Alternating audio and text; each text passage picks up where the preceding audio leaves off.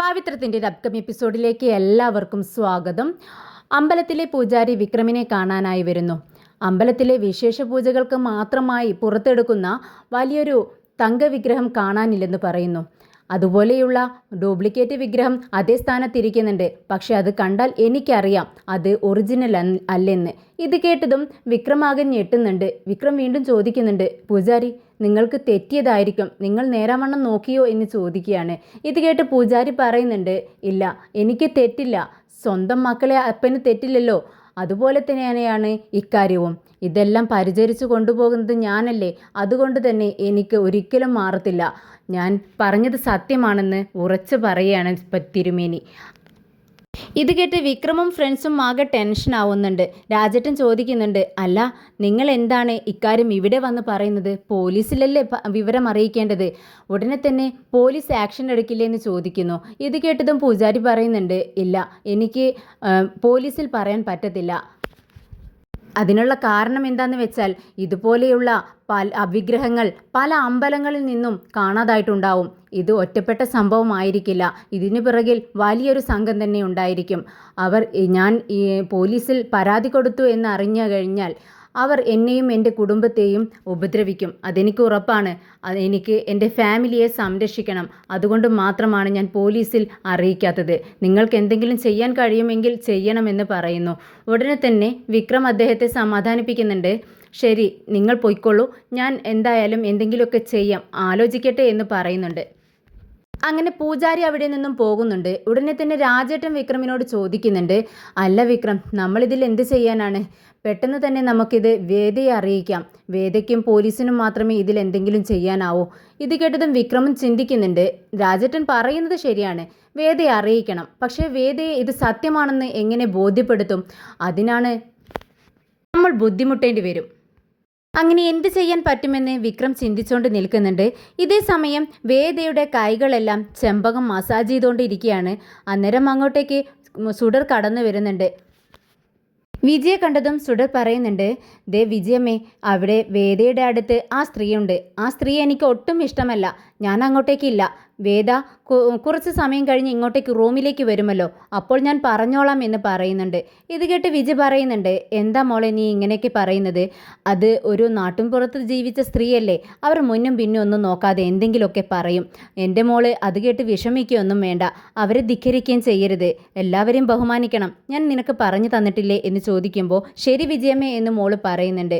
ഉടനെ തന്നെ വിജയ് പറയുന്നുണ്ട്, ശരി, നീ എന്തായാലും വേദിയോട് കാര്യം പറയണം. അതിനെ ഞാൻ നിന്നോടൊപ്പം നിന്ന് സപ്പോർട്ട് ചെയ്യുന്ന കാര്യം ഞാൻ ഏറ്റു. ഓക്കെ എന്ന് പറഞ്ഞുകൊണ്ട് സുഡറും വിജയും കൂടി നമ്മുടെ വേദിയുടെ അടുത്തേക്ക് നടക്കുന്നുണ്ട്.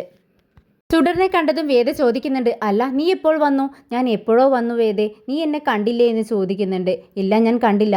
ഉടനെ തന്നെ വേദ വിജിയോട് പറയുന്നുണ്ട്, ദേ ഈ ശമ്പകമുണ്ടല്ലോ, എൻ്റെ കൈകൾ നന്നായി മസാജ് ചെയ്തു. 10 മിനിറ്റായി മസാജിങ് തുടങ്ങിയിട്ട്. എന്തായാലും എൻ്റെ കൈക്ക് നല്ല വേദന ഉണ്ടായിരുന്നു, അതെല്ലാം ഇപ്പോൾ നല്ല സുഖപ്പെട്ടു എന്ന് പറയുന്നു. ഇത് കേട്ടതും വിജി പറയുന്നുണ്ട്, ആണോ ചെമ്പകം, നിനക്ക് നന്നായി മസാജ് ചെയ്യാൻ അറിയോ? എന്തായാലും എന്നെ കൂടി ഒന്ന് പഠിപ്പിക്കണം, നീയില്ലാത്ത സമയത്ത് എനിക്കിത് വേദയ്ക്ക് ചെയ്തു കൊടുക്കാലോ എന്ന് വിജി പറയുന്നുണ്ട്. ഇത് കേട്ടതും ചെമ്പകം പറയുന്നുണ്ട്, അതിന് ഞാനിവിടെ നിന്നും എങ്ങോട്ടും പോകുന്നില്ലല്ലോ, ഞാൻ ഇവിടെ തന്നെ ഉണ്ടല്ലോ. ഇത് കേട്ടതും നമ്മുടെ വിജിയുടെ മുഖമൊന്ന് മാറുന്നുണ്ട്. അത് കണ്ടതും പെട്ടെന്ന് ചെമ്പകം പറയുന്നുണ്ട്, അല്ല ഞാനിവിടെ നിന്നും പോകുന്ന ഒരവസ്ഥ വരികയാണെങ്കിൽ അത് നിങ്ങളെ ഞാൻ പഠിപ്പിച്ചു തരാം എന്ന് പറയുന്നു. അങ്ങനെ വേദിയോട് ചോദിക്കുന്നുണ്ട്, അല്ല മാഡം, ഞാൻ നിങ്ങൾക്കൊരു കപ്പ് കാപ്പി കൊണ്ടുവരട്ടെ എന്ന് ചോദിക്കുകയാണ് ചെമ്പകം. ശരി എന്ന് പറയുന്നത് കൊണ്ട് തന്നെ ചെമ്പകം പെട്ടെന്ന് കിച്ചണിലേക്ക് പോകുന്നുണ്ട്. ഇതേ സമയം സുഡറിനോട് വേദ ചോദിക്കുന്നുണ്ട്, അല്ല നീ എന്ത് പറയാനാ എൻ്റെ അടുത്തേക്ക് വന്നത്? പറ, ഞാൻ കേൾക്കട്ടെ. അത് എനിക്ക് ഒരു കാര്യം പറയാനുണ്ട് വേദേ.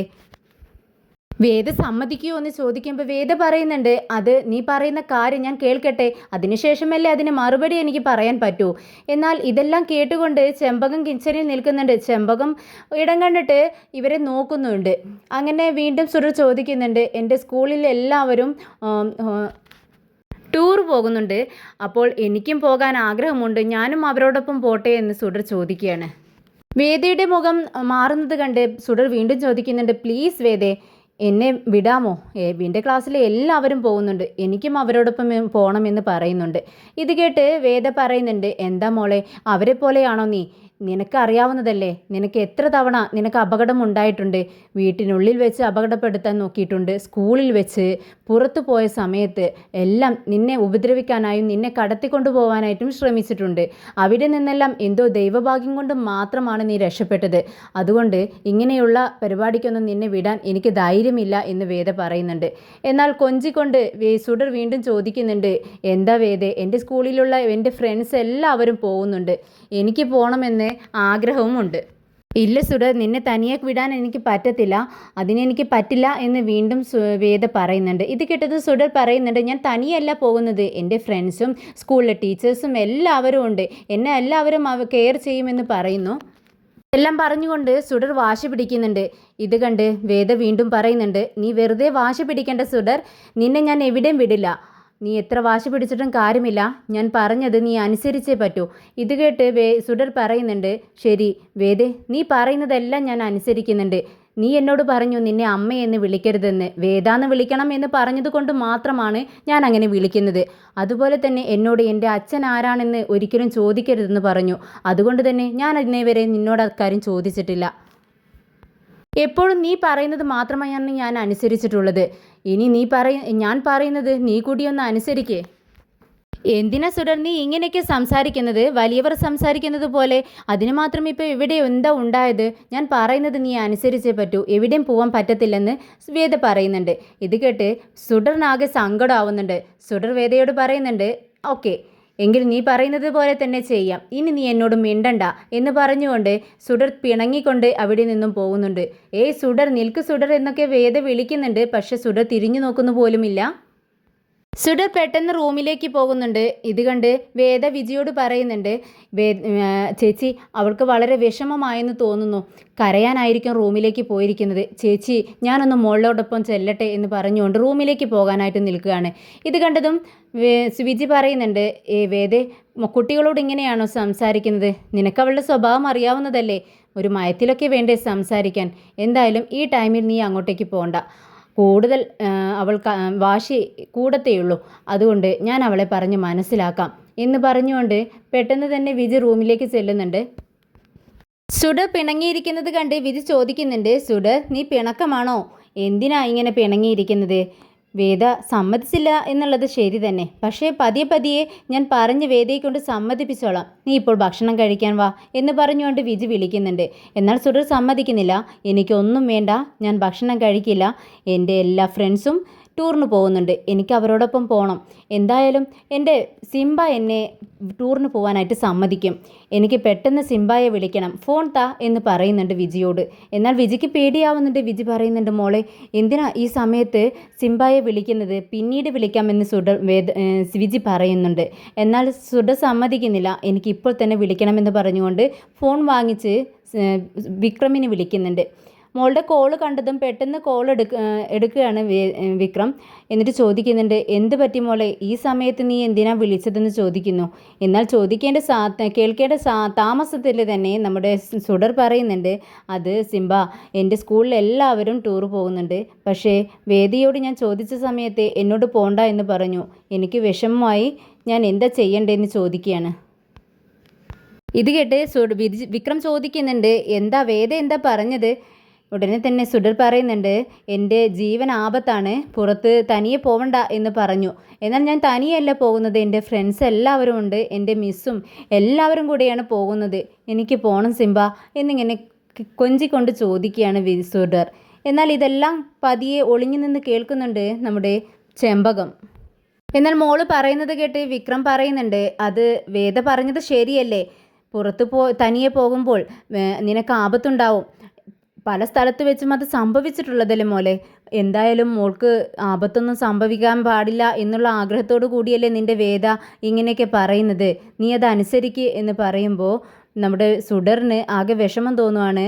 വിക്രമിനോട് പറയുന്നുണ്ട്, ഓഹോ, അപ്പോൾ വേദ പറയുന്നത് പോലെ തന്നെയാണോ സിംബ നീയും പറയുന്നത്? പറ്റത്തില്ല, എനിക്ക് ടൂർ പോകണമെന്ന് വാശി പിടിക്കുകയാണ്. എന്നാൽ ഇത് കേട്ടുകൊണ്ട് ചെമ്പകം ഒളിഞ്ഞു നിന്ന് എല്ലാം കേൾക്കുവാണല്ലോ. ചെമ്പകം മനസ്സിൽ ചിന്തിക്കുന്നുണ്ട്, ഓഹോ, ഇത്രയും നേരമായിട്ടും ആ വിക്രമിനോട് സംസാരിച്ചുകൊണ്ട് നിൽക്കുവാണോ? നിന്റെ സംസാരം ഞാൻ ഇപ്പോൾ തന്നെ ശരിയാക്കി തരാം എന്ന് പറഞ്ഞുകൊണ്ട് നമ്മുടെ ചെമ്പകം അവിടെ നിന്നും പോകുന്നുണ്ട്. ചെമ്പകം കിച്ചണിലേക്ക് ചെല്ലുകയാണ്. വിജി എന്താ ചെയ്യുന്നതെന്ന് നോക്കുന്നുണ്ട്. വിജി അവിടെയുള്ള പാത്രങ്ങളെല്ലാം അടുക്കി പെറുക്കി വെക്കുകയാണ്. ഉടനെ തന്നെ ചെമ്പകം മോളുടെ അടുത്ത് ചെന്നിട്ട് പറയുന്നുണ്ട്, മോളെ, നീ എന്താണ് ഈ സമയത്തിൽ ഫോൺ ചെയ്തുകൊണ്ടിരിക്കുന്നത്? നിനക്ക് ഉറക്കം വരുന്നില്ലേ? ചെന്ന് ഉറങ്ങാൻ നോക്ക്. ഈ സമയത്ത് ഫോൺ ചെയ്യാൻ പാടില്ലെന്ന് നിനക്കറിയില്ലേ? ആ ഫോൺ ഇങ്ങത്താ എന്ന് പറഞ്ഞുകൊണ്ട് ബലമായി തന്നെ സുഡൻ്റെ കയ്യിൽ നിന്നും ഫോൺ വാങ്ങാൻ വേണ്ടി ശ്രമിക്കുന്നുണ്ട്. എന്നാൽ മോള് പറയുന്നുണ്ട്, ഇല്ല, ഞാൻ തരില്ല. ഞാൻ എൻ്റെ സിംബയോടാണ് സംസാരിച്ചുകൊണ്ടിരിക്കുന്നത്.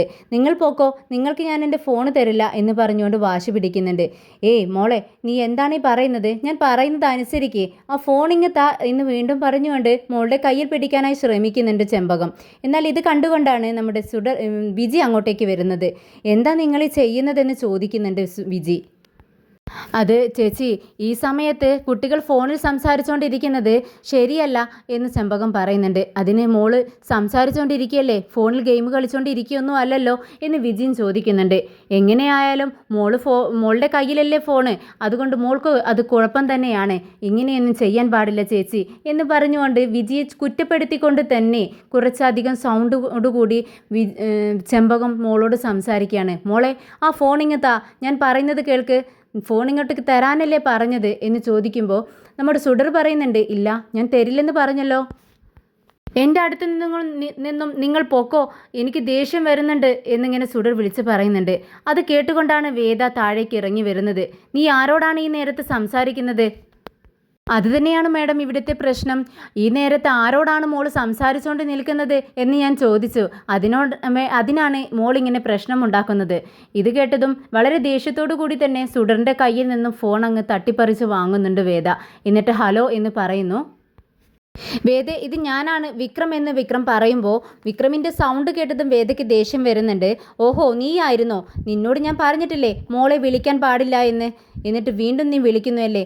എന്തിനാ അവളെ ഇങ്ങനെ ശല്യം ചെയ്തുകൊണ്ടിരിക്കുന്നത്? നിനക്ക് എത്ര പറഞ്ഞാലും മനസ്സിലാവില്ല അല്ലേ എന്ന് പറയുമ്പോൾ വിക്രം വീണ്ടും പറയുന്നുണ്ട്, അത് ഒരു മിനിറ്റ് വേദ പ്ലീസ്, ഞാൻ മോളോടൊന്ന് സംസാരിച്ചോട്ടെ. വേണ്ട, നീ സംസാരിക്കണ്ട എന്ന് പറഞ്ഞുകൊണ്ട് ഫോൺ പെട്ടെന്ന് കട്ട് ചെയ്യുന്നുണ്ട്. പെട്ടെന്ന് വേദ വിജിയോട് പറയുന്നുണ്ട്, എന്താ വിജി ചേച്ചി ഇത്? ഈ സമയത്താണോ മോൾക്ക് ഫോൺ കൊടുക്കുന്നത്? നിങ്ങളോട് ഞാൻ പറഞ്ഞിട്ടില്ലേ ഇങ്ങനെയൊന്നും ചെയ്യരുത്, വിക്രമിനെ ഒരിക്കലും വിളിക്കരുതെന്ന് പറഞ്ഞതല്ലേ? വീണ്ടും എന്തിനാ നിങ്ങളിത് ആവർത്തിക്കുന്നതെന്ന് ചോദിക്കുന്നു. ഇത് കേട്ടതും വിജി പറയുന്നുണ്ട്, അത് മോള് ഭക്ഷണമൊന്നും കഴിക്കുന്നില്ല. മോളെ സമാധാനിപ്പിക്കാൻ വേണ്ടി മാത്രമാണ് വേദ ഞാൻ കൊടുത്തത്. ഇതൊരു അവസരമാക്കിയെടുത്ത് ചെമ്പകം പറയുന്നുണ്ട്, അത് ചേച്ചി, കുട്ടികൾ ഭക്ഷണം കഴിക്കുന്നില്ലെങ്കിൽ അവരോട് പറഞ്ഞ് മനസ്സിലാക്കി ഭക്ഷണം കഴിപ്പിക്കുകയാണ് വേണ്ടത്. അല്ലാതെ ഇങ്ങനെ നേരം കെട്ട സമയത്ത് വല്ലവർക്കും ഫോൺ അടിച്ചു കൊടുത്ത് അതിൽ സംസാരിപ്പിച്ചുകൊണ്ടല്ല കുട്ടികളെ ഭക്ഷണം കഴിപ്പിക്കുന്നത് എന്ന് പറയുമ്പോൾ ഇത് പെട്ടെന്ന് വേദ അവരെ നോക്കുന്നുണ്ട്. എന്നിട്ട് വിജയോട് പറയുന്നുണ്ട്, ഇതേ കണ്ടോ ചേച്ചി, ഇത് ലാസ്റ്റ് വാർണിംഗ് ആണ് ഞാൻ നിങ്ങൾക്ക് തരുന്നത്.